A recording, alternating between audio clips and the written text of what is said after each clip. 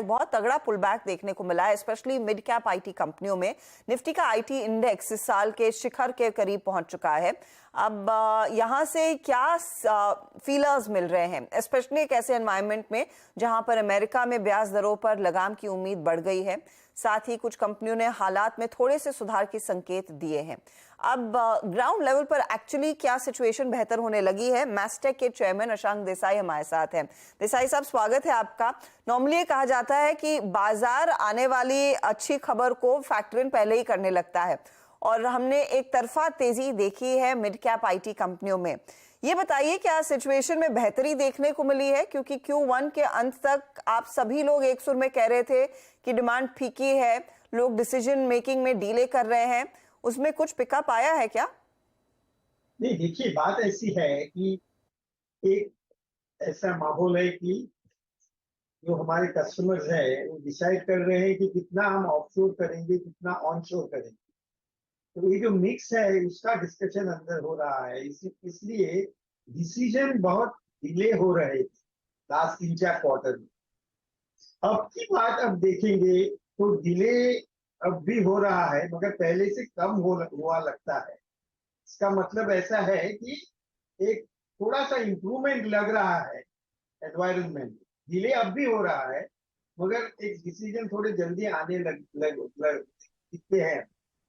तो एक positive part है। दूसरी पार्ट ऐसी है कि एक जो इंडिकेटर्स आ रहे हैं यूएस के बारे में कि रिसेशन होगा कि नहीं होगा, तो कितना होगा, तो उसके बारे में भी अभी पॉजिटिव इंडिकेटर आने लगे हैं। उनकी जीडीपी बढ़ी है, प्रोबेबिलिटी ऑफ रिसेशन कम हुआ है। तो ये सब बातें देखते हुए लगता है कि थोड़ा पॉजिटिव मूड है हमारे कस्टमर। तो यह अच्छा, आपने पिछली बारी जब हमसे बात की थी आपने कहा था ऑर्डर बुक अच्छी है, मोमेंटम आगे आ सकता है और वो रिफ्लेक्ट करेगा सेकंड क्वार्टर में। उस पर क्या और डिटेल हमें दे पाएंगे कि सेकंड क्वार्टर में कितनी रेवेन्यू में इजाफा? क्योंकि आपने कहा है कि डिसीजन मेकिंग में अभी भी थोड़ा डिले है, लेकिन पिछले कई क्वार्टर्स की तुलना में स्थिति काफी बेहतर है। हाँ, तो जैसे मैंने बात की कि जो अभी दिख रहा है माहौल में, जो इम्पैक्ट आएगा वो इस क्वार्टर में नहीं आएगा।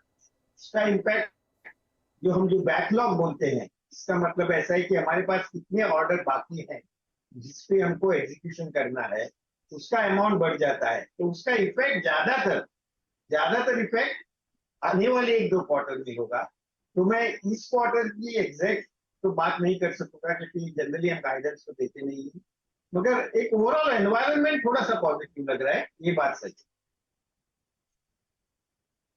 ओके अशांक सर, एक और चीज़ पूछूंगा थोड़ा सा मैं आपसे कि जो बिज एनालिटिका जो आपने एक्वायर की थी, जिसका अधिग्रहण किया था आपने करीब 140 करोड़ रुपए में, ये कैसा कर रही है?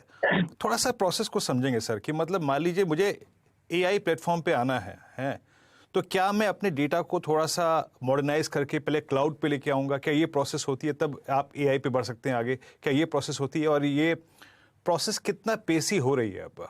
और ऐसे में आपका एआई जो ये बिज एनालिटिका को लेके जो बिजनेस आउटलुक है वो क्या कह रहा है अगले 2-3 क्वार्टर्स के लिए आपका? देखिए, एआई तो एक इम्पोर्टेंट बात है, मगर जो क्लाउड माइग्रेशन हो रहा है डेटा का, वो एआई के बिना भी जरूरी है। आज बात ऐसी है कि बहुत सारे जो एप्लीकेशंस हैं वो क्लाउड में मूव हो रहे हैं। हम अभी ईआरपी की बात कर रहे हैं, जो हम इम्प्लीमेंट करते हैं ऑरेकल ईआरपी, वो तो क्लाउड बिजनेस है हमारा सब। तो जब ये मूवमेंट क्लाउड में होती है, तब डेटा मूवमेंट में भी ऐसा ही सिंक्रोनाइजेशन होना जरूरी है। नहीं तो जो बेनिफिट है वो कंपनी को मिलता नहीं है। इसलिए data movement of cloud, migration of data to cloud जो है, ये बहुत जोर से चल रहा है। उसके ऊपर अब एआई का भी मामला है। तो एआई इज डेटा ड्रिवन, तो क्लाउड में हो तो बहुत ही अच्छा हो। तो इसलिए हमें एक बिज एनालिटिका एक नया वेक्टर हुआ है जहां हमारा ग्रोथ फास्ट बढ़ सकता है, क्योंकि डेटा बिजनेस को फास्ट है। तो अभी हम ऐसा तो गाइडेंस अगेन दे नहीं रही है बिजनेस एनालिटिका का, मगर मुझे लगता है कि बिजनेस एनालिटिका बिजनेस जो है तो हमारे से बाकी बिजनेसों से फास्ट ग्रोथ होने की संभावना है आने वाले वर्ष में, क्योंकि वो डेटा का बिजनेस। जैसी आपको अपॉर्चुनिटी और वैल्यूएशंस पे बिज एनालिटिका मिली है, अशांक सर, इस फिस्कल के एंड तक ऐसे कुछ और एक्विजिशंस यूएस में पॉसिबिलिटीज है एआई में आपकी तरफ से? नहीं, देखिए, एक बात ऐसी है कि acquisition is a continuous process. हम देखते रहते हैं कि कौन सा कंपनी अच्छा रहे हमारे लिए वगैरह, मगर ये कहना तो बहुत मुश्किल है कि टाइम पे क्या होगा, कैसे होगा। तो अब तो हम जो अभी हमने एक्वायर किए हैं, सेल्सफोर्स का 1 बरस हो गया अभी, ये नया बिजनेस एनालिटिका अभी 1-2 महीने हो गए, तो उनको जरा पहले से इंटीग्रेट करना है। उसका जो सिनर्जी है, उनके जो कस्टमर है, उसमें हमारा मास्टेक का बिजनेस बढ़ाना है। बात ऐसी है, ये बिजनेस जो है बिज एनालिटिका का, वो सिर्फ उनका खुद का बिजनेस नहीं है, उसकी बात नहीं हो रही है। बात ऐसी हो रही है कि उनके जो कस्टमर है, वो भी हमारे बाकी सारे प्रोडक्ट खरीद सकते हैं, बाकी सारी सर्विसेज खरीद सकते हैं। तो एक कंप्लीशन ऑफ जो पोर्टफोलियो जिसे बोलते हैं हमारे कस्टमर के लिए, वो हम करना चाहते हैं। तो उसका इम्पैक्ट होगा, मास्टेक का जो ओरिजिनल बिजनेस है जो अभी चल रहा है, उस पर भी होगा पॉजिटिव, और ओवरऑल इम्पैक्ट सिनर्जिस्टिक होगा। तो उसको हम पहले इम्प्लीमेंट करके देखना चाहते हैं। कंटिन्यूस एक्विजिशन की तो बात हमें आते रहते हैं, बहुत सारे ऑफर्स, हम देखते हैं कि ठीक है कि नहीं।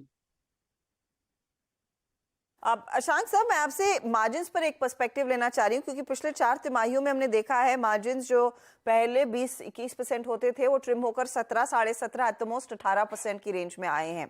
अब आपने क्योंकि कहा कि डील क्लोजर में थोड़ा सा पिकअप देखने को मिला है, क्या मार्जिन्स में बेहतरी होती हुई दिखाई देगी?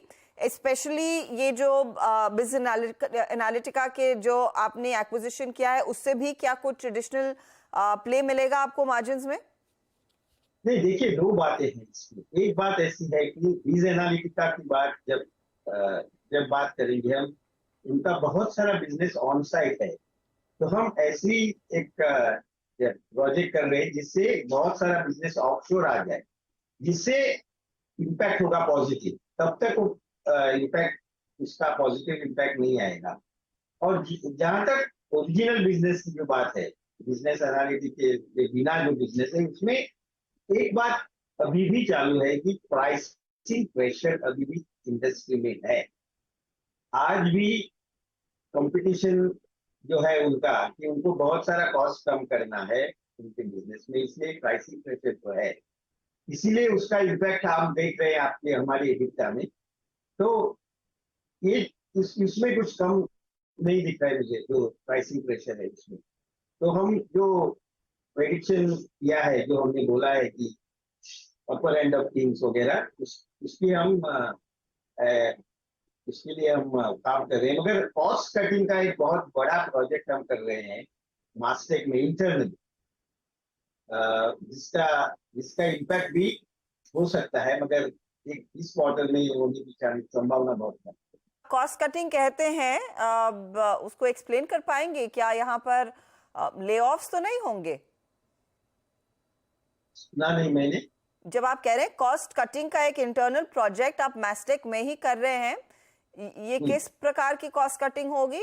Typically rationalisation of various operations. अभी क्या है, कौन से भी ऑपरेशन में तुमको आपको कॉस्ट सेविंग की बहुत अपॉर्चुनिटी होती है। ये रिस्ट्रक्चरिंग की बात नहीं है, ये सिर्फ इम्प्रूवमेंट ऑफ ऑपरेशंस, जिससे जहां जहां कॉस्ट ज्यादा हो उसका हम इम्पैक्ट देख सकते हैं। अभी देखिए, बहुत सारा हमारा वर्क आउटसोर्स होता है, तो एक्सटर्नल सप्लायर लेते हैं हम, वहां एक पॉसिबिलिटी है कि कॉस्ट कम हो जाए।